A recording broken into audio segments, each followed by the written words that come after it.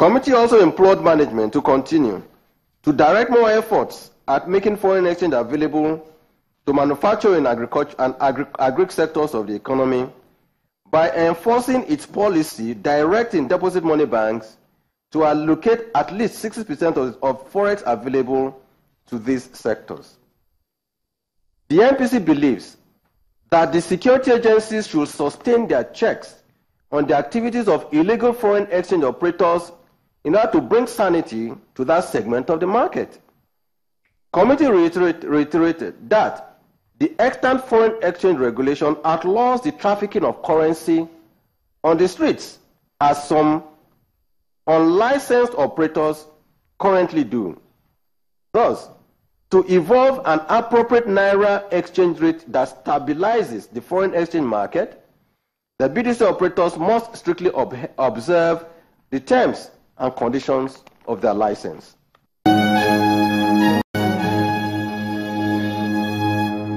Welcome back. You're watching the midweek edition of Business Morning on Channels Television. We're coming to you live from Lagos. Of course, we're still talking about the decision by the Monetary Policy Committee at the last meeting to do nothing, to hold rates unchanged. The monetary policy rate is at 14%, and we have cash reserve requirement at 22.5%. So joining me on the program now to analyze this, to take a look at the consequences that might come as a result of this decision, is Bisi Sanda. He's a senior partner, transaction advisory services with Ernst Young. Bisi, good morning. Thank you for joining me on the program. So before we start this conversation, although we've been listening to some excerpts from that particular meeting of yesterday, let's listen to this particular one and start our conversation. Okay. It rated the limitations of monetary policy in reversing the current stagflationary conditions in the economy, which it traced to supply and demand shocks. Members stressed the need for a robust and more keenly coordinated macroeconomic policy framework that will restart output growth, stimulate aggregate demand, and rein in inflation expectations. Consequently, the MPC welcomes efforts at resuscitating planning, noting the progress made in developing the medium-term economic recovery plan. The MPC urged the government to urgently assess the extent of its indebtedness to domestic economic agents and develop a framework for securitizing the debts in order to settle its outstanding domestic contractual obligations, which cuts across all sectors of the economy.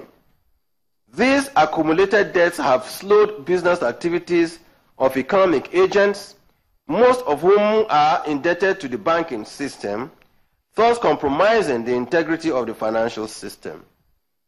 It also advised the bank to commit to greater surveillance and deployment of early warning signals in managing the banking system.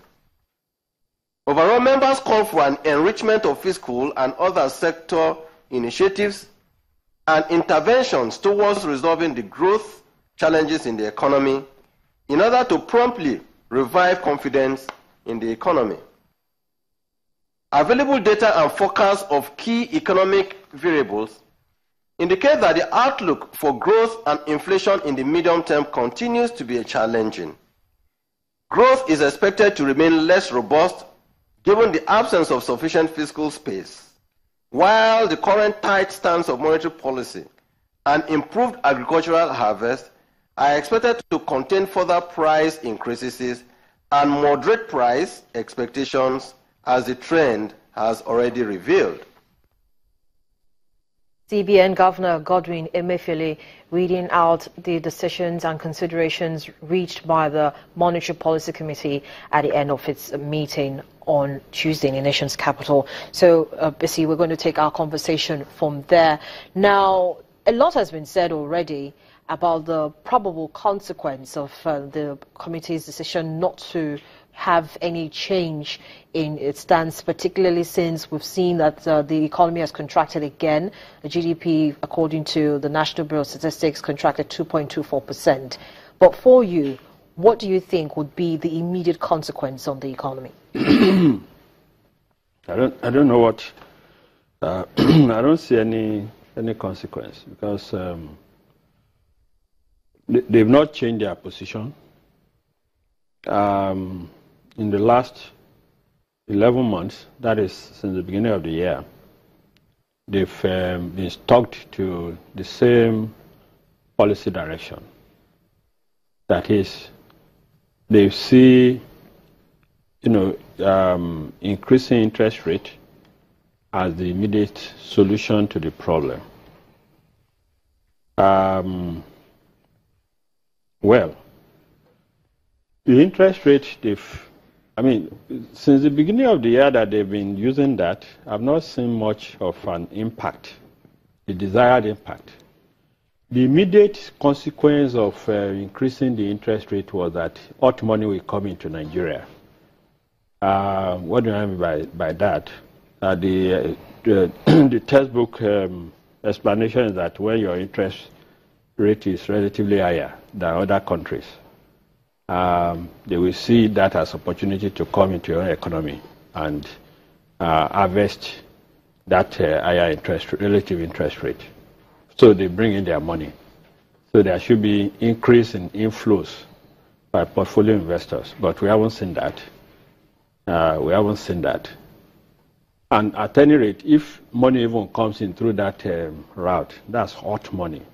I don't think that should be the solution the CBN should be working on at. The consequence of the action of the monetary authority that I see, which is fundamental, is what signals are they sending to the international community in terms of their competence to manage this economy through this phase in which we are. If we don't give a signal that we have competent people managing, we will stay here for a long time. That is, we will stay in this very bad economic situation.